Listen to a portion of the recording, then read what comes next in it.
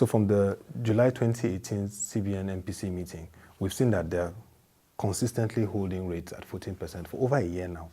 How is this addressing the challenge of weak purchasing power parity for Nigerians and even a weak income base for the country? Is it really addressing this critical social issues in the country?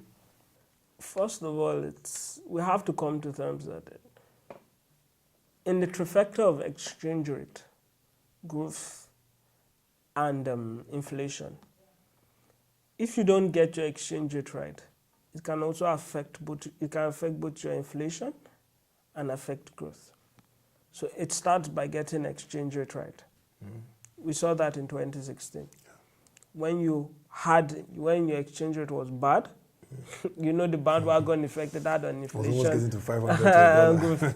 So you have to get your exchange rate right. Okay. Now your exchange rate is not so far the naira is still the naira is still stable. Yeah. But when you see your reserve decline, it also brings a caution, because it also brings the psychological paranoia into it. Okay. Because at one time, speculators will also bet against it that you'll run out of reserves.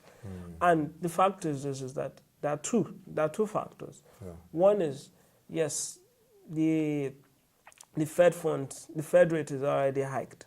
And we're going to see more of that, yeah. Especially with the 4.1% growth level in the US. The conditions are okay for it. So it supports that. So you are going to have more than 2.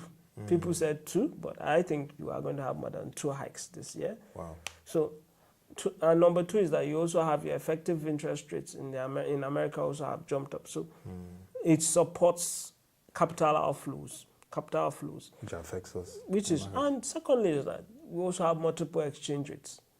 So at this particular point in time, whereby your autonomous inflows are very low, you're also intervening at the central bank's intervention is massive on multiple fronts.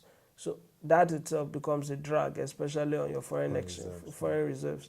So when you look at all those factors, you as an individual, even if you are a pro-growth individual, you have to come to terms that caution, you have to be cautious. And the reality is that we have to, at one time, we have to address our exchange rate problems. Because if we don't address it now, it will always come back. Like they say, the goose will always come back to burn. So you have to address it now before it gets a bit worse than it. Because the reality is that you cannot maintain multiple exchange rates. You cannot intervene on this multiple fronts, especially when you are having these hikes.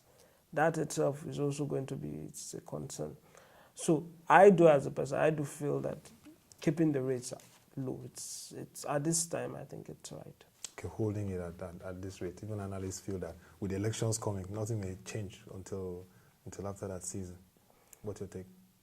Well, after the election, 2019 election, there's always a possibility, but I'm always of the opinion that monetary policy is fluid. I know it's fluid. It's very fluid. You can. There are more than 2 or 3 variables which are changing at the same time. So what might have been static prior to the election could have changed.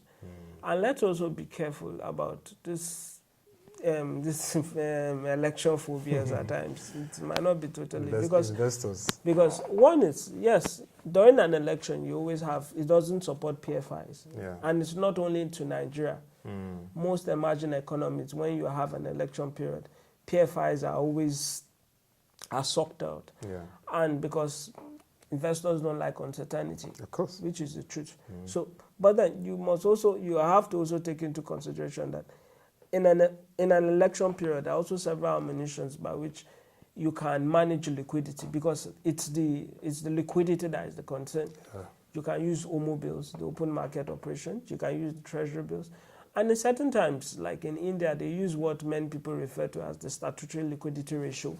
And you can also increase your SDF, your standing deposit facility. Yeah. So, those are ammunitions by which you can actually control liquidity.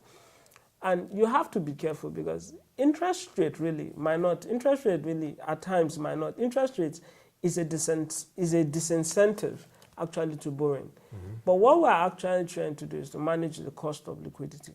Okay. So in managing the cost of the liquidity more, it's about trying to, it involves more of quantitative mediums, which I feel are better off than using your rate conduit as a person.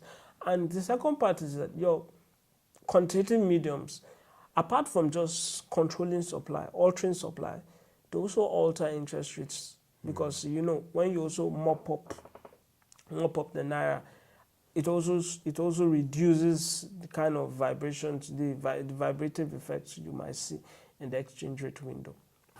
Very interesting. Finally, what do you have to say about the recent central bank decision on commercial papers, considering the fact that that space is also being explored by the private sector?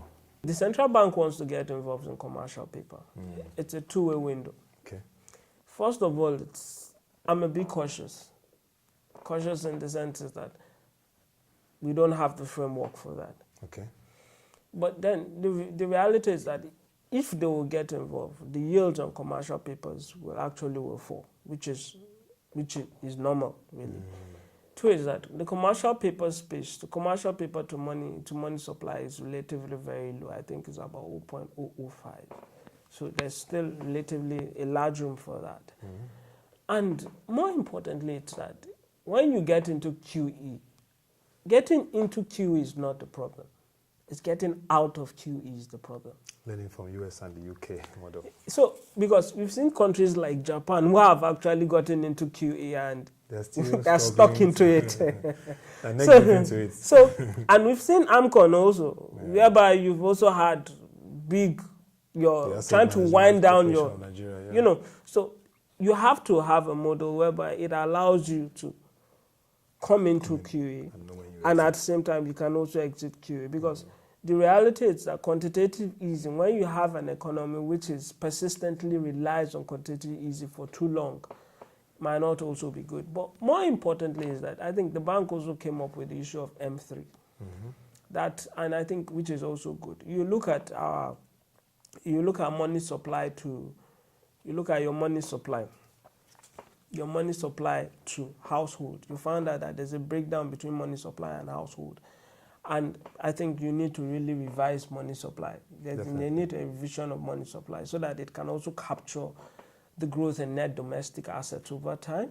And also, let's not also forget that there's also been a growth of autonomous inflows.